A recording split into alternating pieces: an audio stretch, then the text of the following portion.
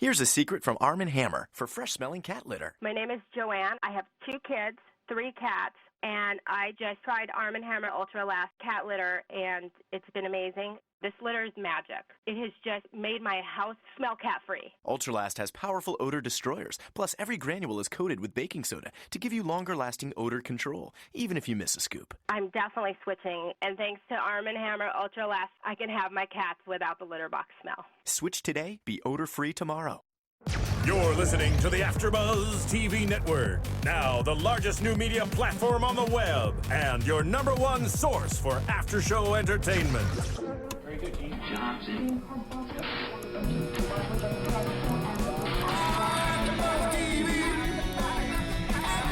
From the AFTERBUZZ Studios in Los Angeles, California, presented by Maria Menounos and Bing.com, and streaming live thanks to Akamai Technologies. This is AFTERBUZZ TV's Defiance After Show.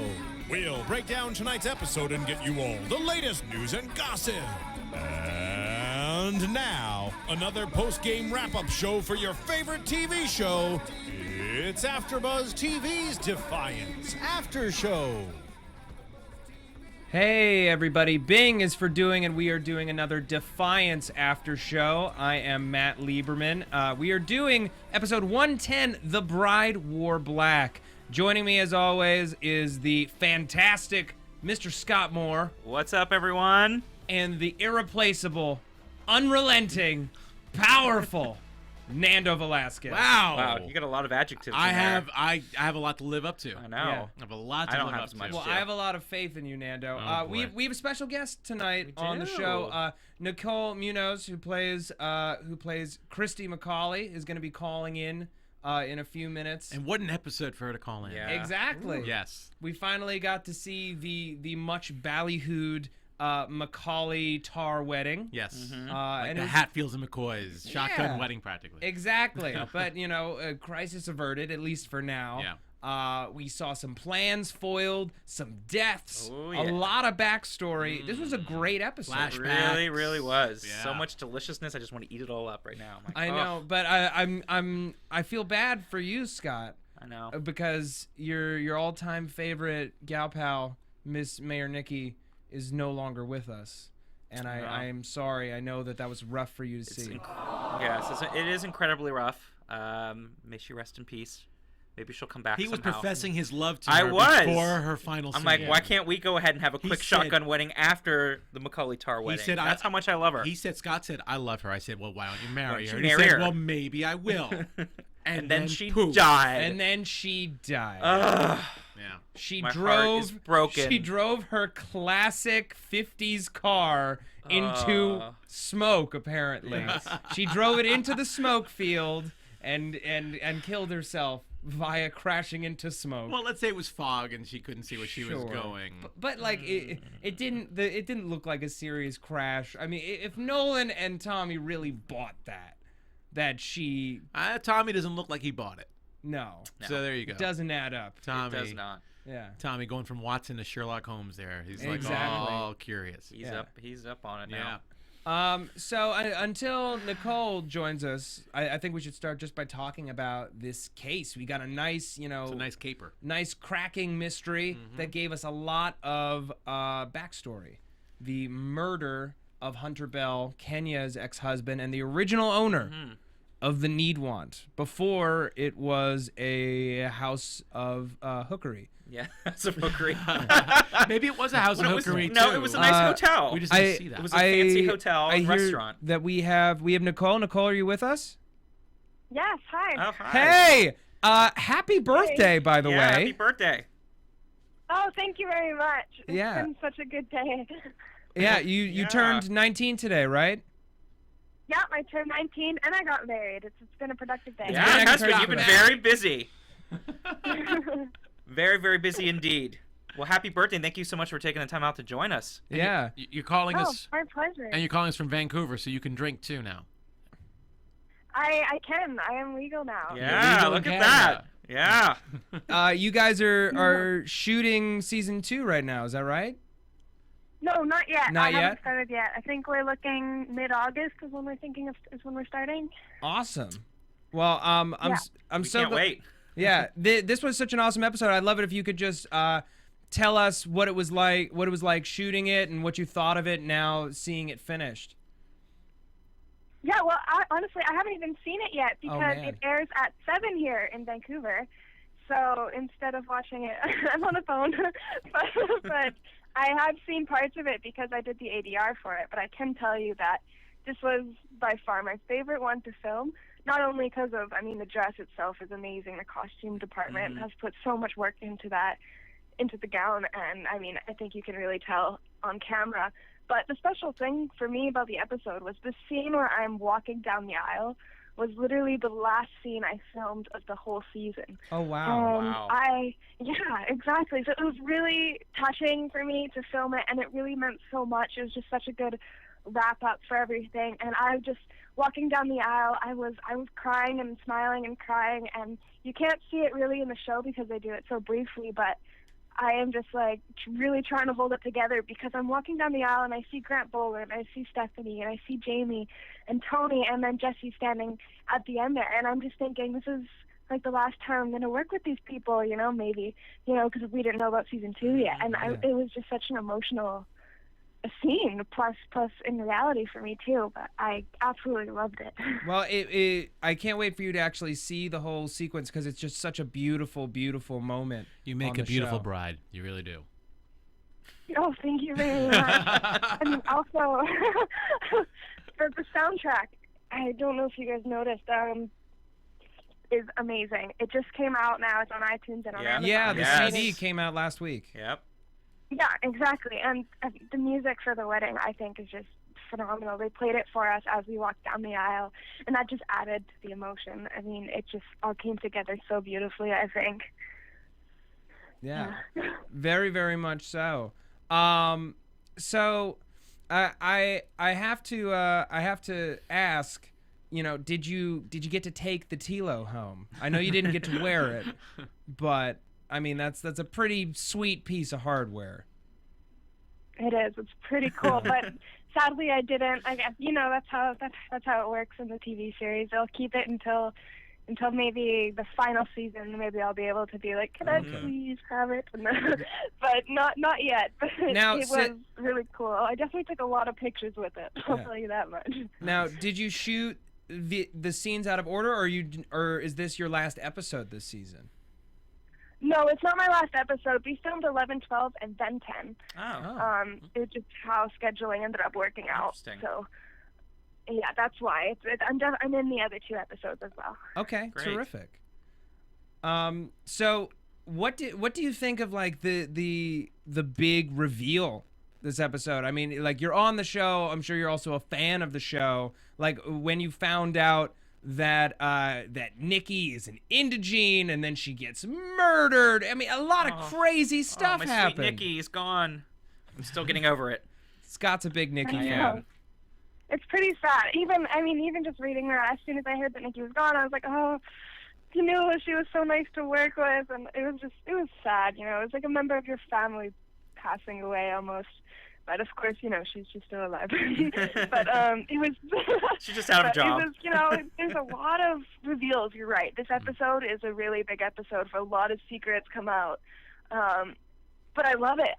I honestly can tell you that this is my favorite episode of the whole season. I was so excited for people to watch this one.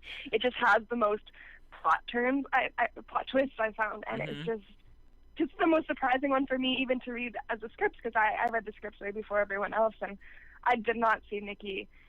I didn't see that one coming at all.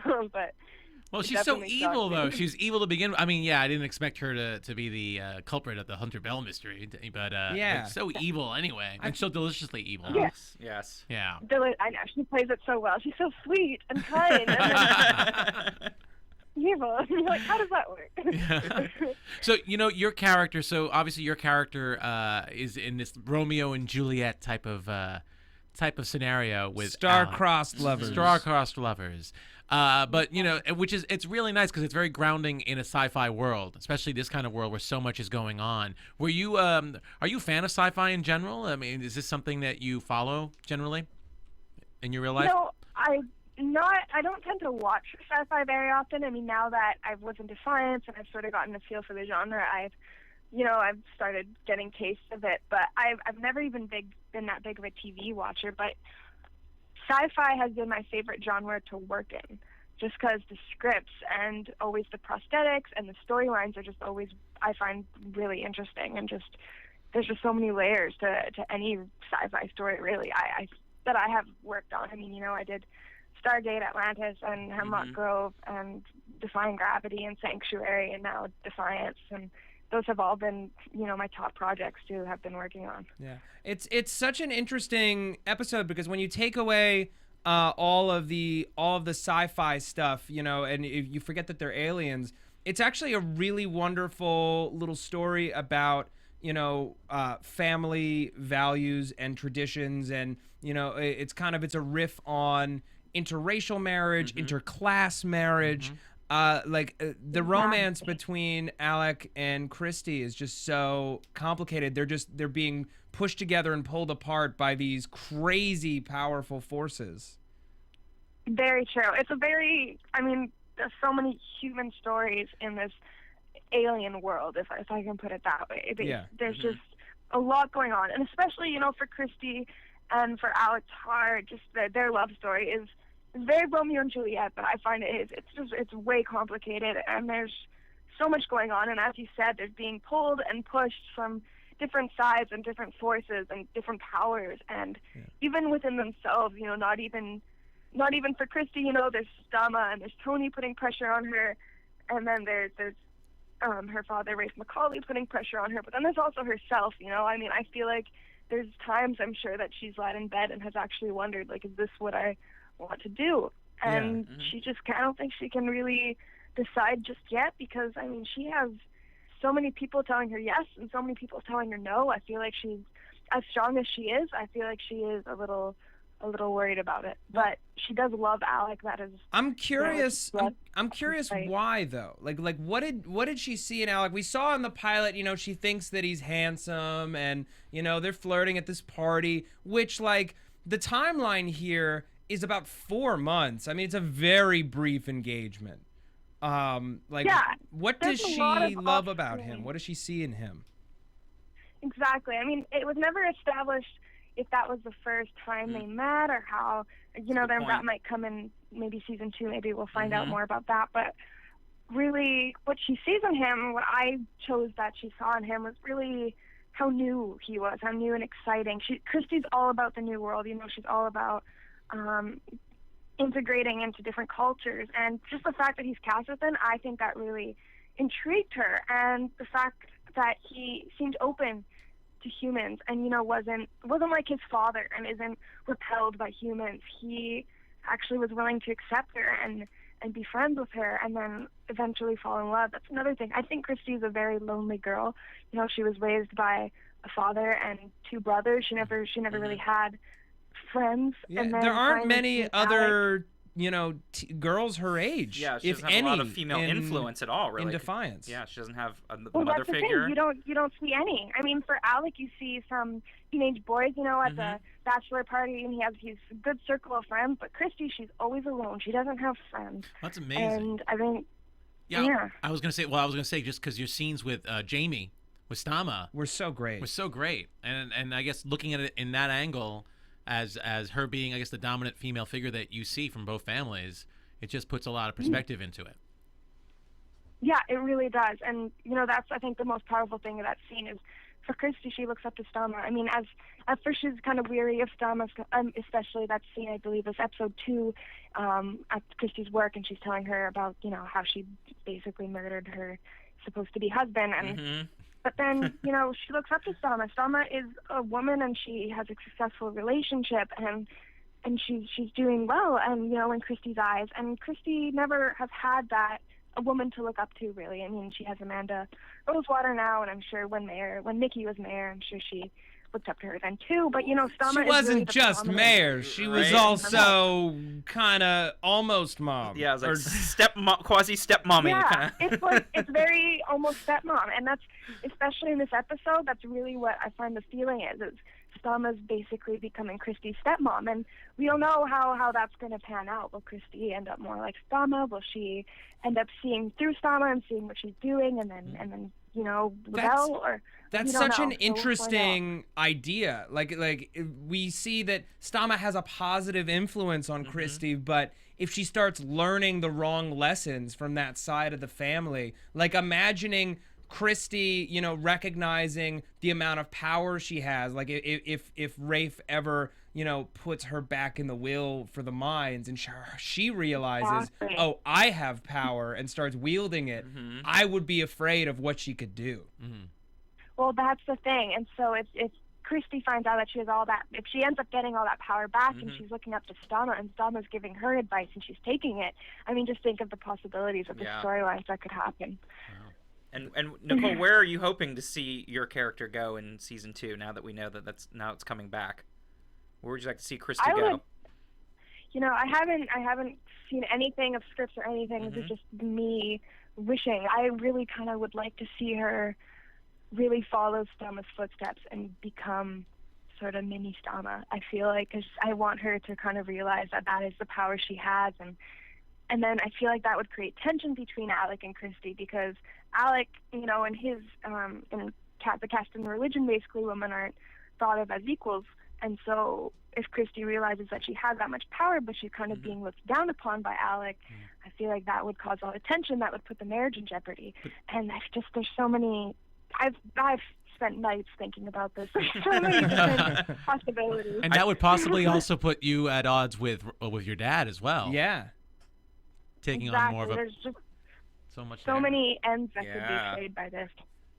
Kind of shed the innocence a little bit and get a little, you know, a little edgy. That would be so cool. It would be so great.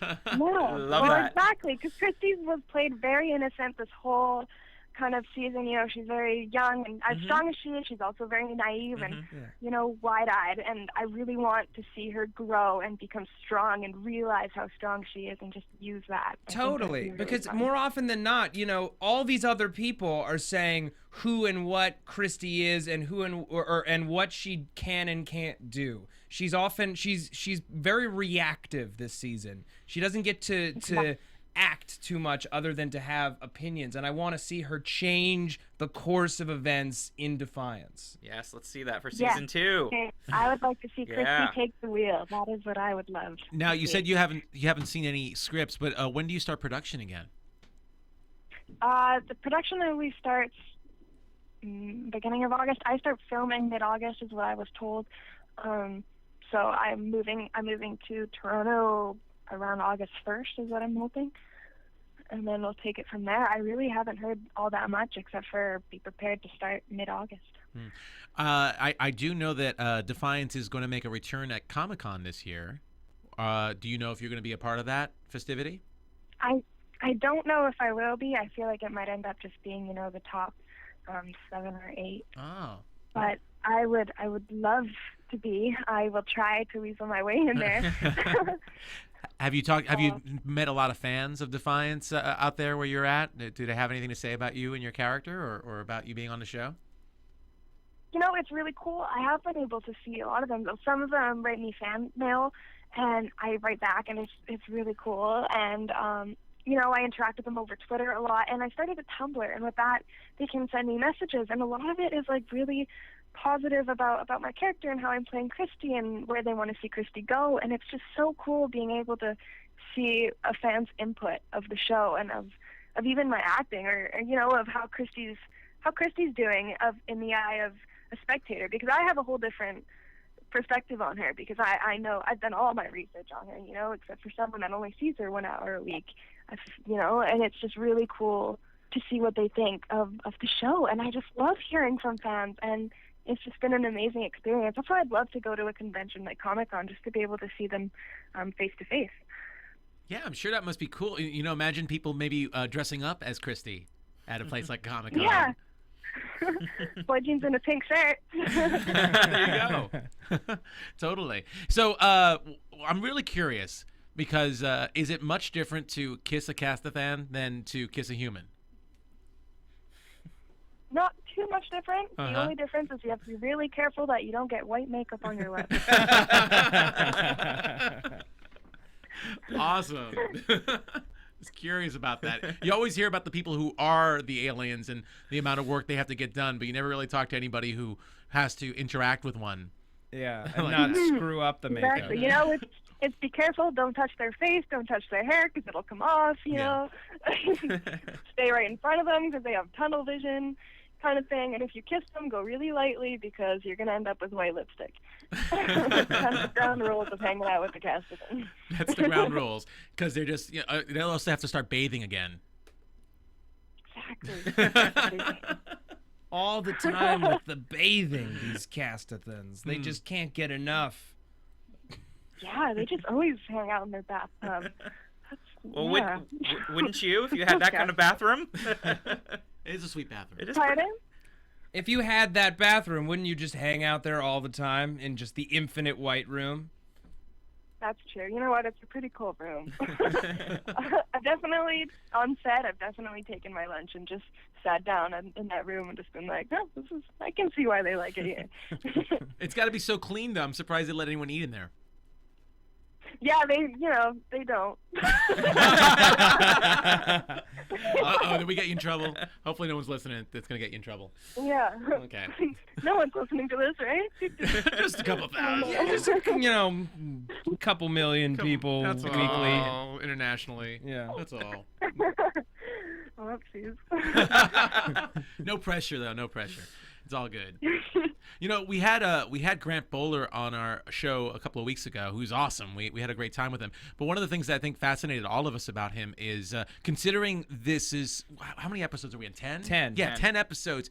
How much detail there is to this world and how much Grant knew. And he said all the actors study up on exactly how this world works, why there are no planes, paper. Well, yeah, why all the paper is hand pulped and like all that stuff. Is there a favorite like facet to the world of Defiance that you just love? Oh, my favorite. There's just, for me, it's more the themes of the show that I really love. It's, the whole immigration and racism and equality, all those themes to the show. I really love that because I think it's so important to have a show that portrays a good message, and I think that's so rare these days. You see shows, in most reality TV and stuff like that. You don't see this anymore. You don't see very detailed plots and really thought out themes.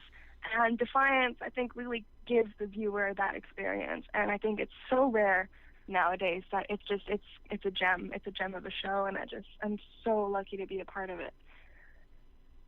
That's great. That's awesome. No, and we're definitely enjoying watching you guys and watching this, and this show especially has been on our radar for such a long time because it's been such a work in process, especially with the video game aspect of it as well. Have you tried the video game? I'm sure you must have played a little bit of it, right? I played a bit of it on my PC, but then the problem is that my PC is about 5 years old, and so it was lagging a lot. So it was very slow, but I created the character, and I got into the part where I started shooting people, but I just kept dying, and I was like, this sucks. I'm just going to go be Christy now. Well, your dad apparently doesn't have good aim, so maybe it just carries on the family or something. Yeah. So. Yeah, maybe. But I tried it, and I don't know. Maybe one day I'll go back if I end up getting a new PC. But it's just they got to get you one. And, they got to I killed like one person. So that's my claim to fame. So you have this wedding, and Luke unfortunately died, and Quentin just up and leaves, knowing that his sister's wedding is coming up, and he leaves anyway. Are we gonna see? Does Quentin come back? Are we gonna see our boy Quentin? Does he get to congratulate his sister? Season 2. Stay tuned. That's a good tease right there. Stay tuned. There's a tease. Defiance season 2. I think the reason, Quentin up and left, and I mean, he knew I was getting married, but I think the reason, the way he's kind of justified it is that he's leaving, for such an important reason that when he comes back with it, it'll all make up for him missing the wedding. And you know what? I'm his sister, and I have to respect that. And we just have such a tight bond, I think, me and my brother. I don't think Christy would be mad at him for being gone. I mean, disappointed, of course, but I don't think she will hold it against Quentin.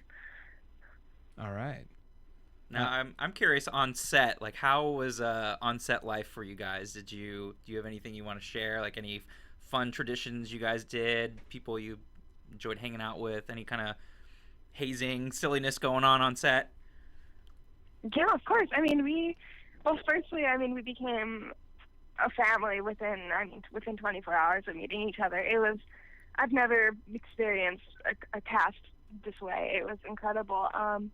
We had this little tradition that kind of started about once we started filming episode 3, I think, and we started every second Saturday going over to someone's house. Someone would host a dinner or a potluck, it was a potluck, and we would bring food or dessert. I always brought dessert because I don't cook. I bake. And so I made, cake or cookies, and everyone else would bring, cheese and crackers, and we would just, hang out together and be a family, and it was incredible and so nice to have, because when I moved to Toronto, I didn't have any family there, nor friends, and I just had the cast, and so it was so great to have that feeling of support there. And I ended up hosting one at my house, but I hosted a Halloween-themed one, and so a few people showed up in costumes. What costumes were people wearing? Do you remember? Jesse wore this very obscure one that I don't remember, but it was a SyFy character. He's very into the SyFy thing, the comic books and the action figures, and he just always makes me laugh. He always has all these references, and him and Duchesne and Justin just always understand the inside jokes, and I'm sitting there like, I need to start reading comic books. I just don't understand. But I was Miss Frizzle. From the Magic School Bus. I don't know if you guys know what that is. Of course we know what the Magic School Bus is. Who are we? Well, I don't. Okay, well, maybe Nando doesn't. 2 out of 3. Yeah, she was only voiced by Lily Tomlin on the TV show Nando. Oh, boy. Call me out. Yeah. Call me out. Yeah. But no, it was a good time. Everyone showed up, and it was to all the other potlucks too. It was so much fun, and sometimes we would go out to actual restaurants and sit together and have great meals, and it was just incredible. And even on set, my favorite part was Julie and Jamie and Mia always brought the dogs. Not always, but every once in a while to set, and I would go visit them in their trailer and just spend so long just petting the animals and playing fetch with them, and I'd take them out for walks, and I'd give them exclusive tours of Defiance. I'd take Lulu Murray to the Needwant, and I'd be like, this is the Needwant, Lulu, and then I was I was cool, but doing the canine tour. It was fun. Yeah. Nice. No, I really liked it. There's so many. It really was, I can't stress it as more, it's just the amount of love between everyone and how close everyone got was just incredible. I mean, we're still close, and we've all kept in touch. And, I think everyone's really excited to just meet up again in Toronto and be there for the good 5-6 months it's going to take to film. Yeah. So let's talk a little bit more about the episode. Let's talk more. If you don't mind joining us, we usually recap the episode every week, so we'd love it if you gave us some insight perspective on some of the other scenes besides the wedding, of course, if that's okay, Nicole. Great. Oh, go ahead. All right, awesome. I haven't seen the episode yet, but I did read the script, so I got that. Okay, cool. So we open with Alex's bachelor party, and we've never seen a casty bachelor party quite like that. Everybody's sword fighting. Did Jesse have to train in sword play to do that sequence? Yeah, they did. I actually walked in on the rehearsal once, and I was doing a little behind the scenes tour just on my iPhone, and I walked in and they were just doing this intense sword fight choreography, and I mean, they must have been there for at least a few hours just really working hard on that stuff. Has to be really well planned. I mean, you're working with weapons. it was really fun to watch, though. You know, they're yelling and just having the best time. And, you know, boys with swords, can't get any better. They were having lots of fun. Oh, yeah, and he was defending Your Honor, of course. Of course. You know, Christy was feeling pretty good about that, so... Do you have a favorite Defiance swear word? Because we keep getting more dirty words. We're guacking and chopping, and we had... There's a lot of them. Yeah. Do you guys use... You know, I'll stick to Stacco. That's my favorite. Yeah. Just because that's the first one I learned, and that's all I said. I mean, for days. I kept calling my mom and being like, "Oh, I baked a cake and it fell flat. Stacco." And she's like, "What are you saying?" And she's like, "What's where's with you? What are they doing to you there?" Like, you need to come back to Vancouver. Whenever I do a mother voice, it's always a Jewish mother, and I just assume on some level every mother's Jewish. That's just me. So like we have this murder case. They find this body in the wall, and it's Hunter, and he's this really bad guy who used to be married to Kenya, and he was a gangster. Yeah. You know, with a Freddie Mercury mustache. Yeah. That's a reference for me. We all know. Nicole knows who Freddie Mercury is. Oh, okay, all right. Yes, I do. Okay, cool. I'm not that old. I'm not that old. Okay. No. Just a little No, old. you're not that old. Don't worry about it. And it kind of touched on everybody. All the major players in town had dealings with Hunter, and we got to see the old lawkeeper from before he passed on. Yes. Briefly, when I loved his story. Attached to Tommy's story when he caught Tommy trying to cheat out the casters, trying to cheat out casters at the poker table, and then his one good moment, I guess, Hunter's moment, is bringing Tommy in, to get a job cleaning toilets. He loves scrubbing toilets. Can't get enough of it. Exactly. It was good backstory. You know, I really liked how they took the time to just explain the character and how it all came about. But the whole card thing, I remember Duchesne just spending days practicing the card tricks with his hands. You know, we went out to a movie. We went out, I believe it was The Avengers that we went out to go watch, and he's sitting there, you know, in the movie theater just playing with the cards. I'm like, "What are you doing?" He's like, "I have to practice for the show." It's a very dedicated actor. He's really, really into the role. It's incredible. That's awesome. It's such a shame we didn't really get to see him do any tricks in the final cut. Hopefully. I know, it's so sad, but you know, maybe in an interview he'll do them for someone, because I know he practiced them. All right. Well, if he ever comes to the show, we'll know to have a deck of cards ready. But Exactly. like, what I love about that story with Hunter is, you're right, he does have this redeeming moment, and that's one of the things I love about Defiance is every character, even if they're kind of an evil character, has redeeming qualities. It's like a theme for this episode, don't you think? With all the other characters that had these shifts, even that I hate to jump to the end, but just even briefly, but that whole monologue at the very end when Doc Yule's putting away the artifact about how people change. Yes. Yep. It's just amazing. It really is the theme of that. Well, it's even if really well written. Even if they're bad people, you know, everyone is operating from a kind of a place of good. Like, you know, Mayor Nikki, she felt that whatever she had done, it was for the greater good. You know, we don't Exactly. Everyone is very layered, and that's what I love about the show. It's not one dimension. Every character has several motives for what they're doing. Yes. Several motives. We don't quite know what Nikki's true motive is, though. We don't know what the Kolovan are. It's apparently some kind of genocidal weapon.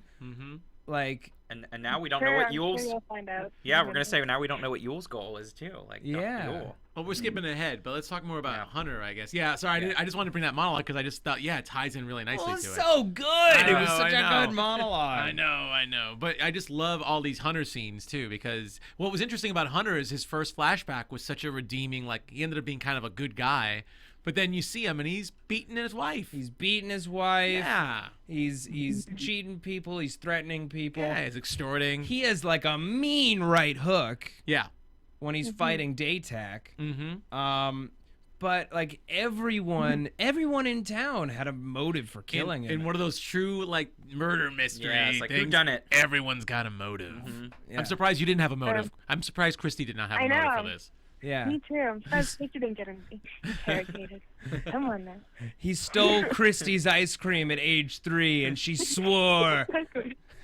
She swore she would get revenge.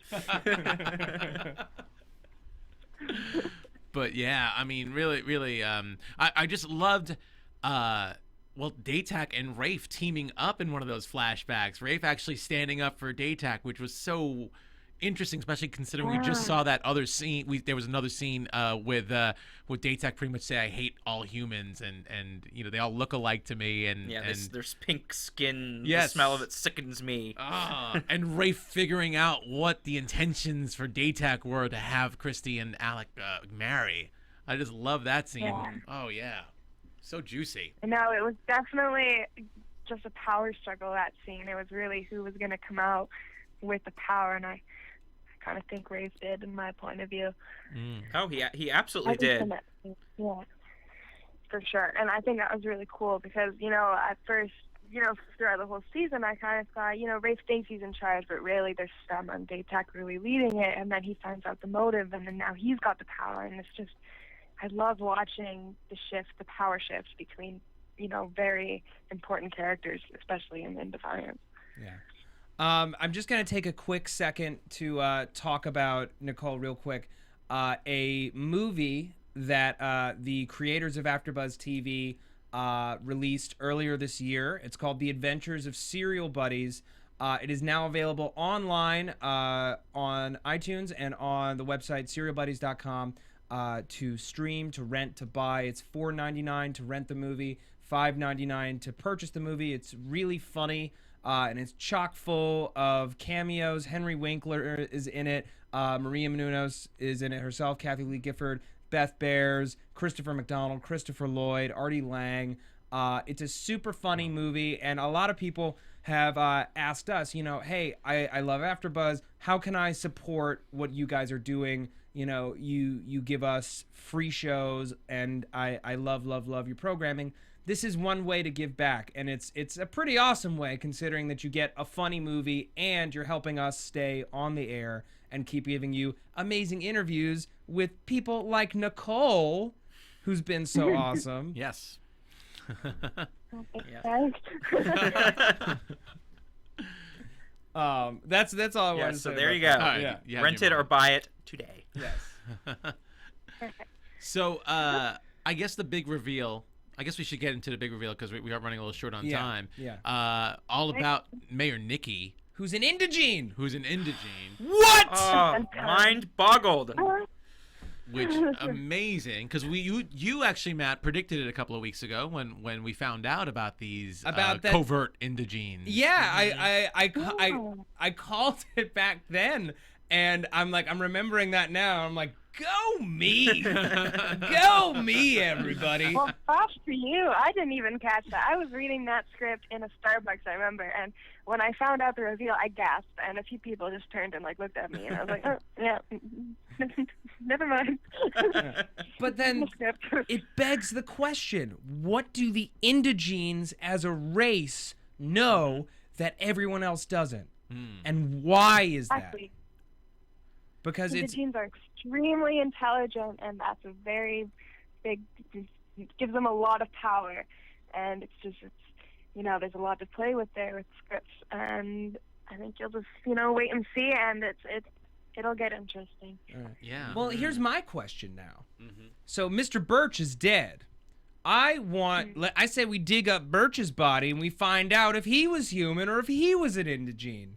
Not that it'll do much, but it explains a lot about who her Confederates are, because even just last week it was kind of like, all right, so Doc Yule's in on it too. Why? And how the connection works. Because that was like 2 indigenes and 2 humans. No. All indigenes all day. Exactly. And we don't know if they're indigene or human, certain people like Nikki, so there might be other indigenes walking around. Very good point. What if they're indigenes who don't know that they're indigenes? Kind of like the astronaut. Exactly. Yeah. Like, Hey, that could also be a possibility. Sleeper agent. hey, what if Christy is an indigene? Snap. Oh, snap. That's interesting. Did I just blow your mind, Nicole? Pardon? Did I just blow your mind, Nicole? A little bit. My mind just got a little blown. I haven't thought of that. With all the possibilities I came up with for Christy's plot line, that wasn't one of them. I think you need to send an email to Kevin Murphy. Be like, hey, man, you better let me know right now. Yeah, what if she's Nikki's daughter? You know. Whoa! Oh, man. That's crazy. I hadn't even thought of that. Yeah. Woo. I'm getting really into it Right. now. Oh, man. Well, her name. Well, no, your name's Your Nicole. name's I was gonna be like, her name is Nicole. No. Maybe she in real life's an indigene. I don't know if I want Christy becoming indigene. All the indigenes seem to be dying, so let's keep her human. Okay, I agree with you on that. So what I find interesting too about this Doc Yule Mayor Nikki relationship though is that Doc Yule seemed to be more of a bad person who ended up teaming up with Nikki for the greater good, but now Doc Yule seems to be playing on the good guy's side, so to speak, and protecting people from Mayor Nikki. But is she really? Well, that's true too. Is she really? Is she really? But she seemed to be a war criminal based on not a war criminal, but that episode when that war criminal was talking to Doc Yule. Right.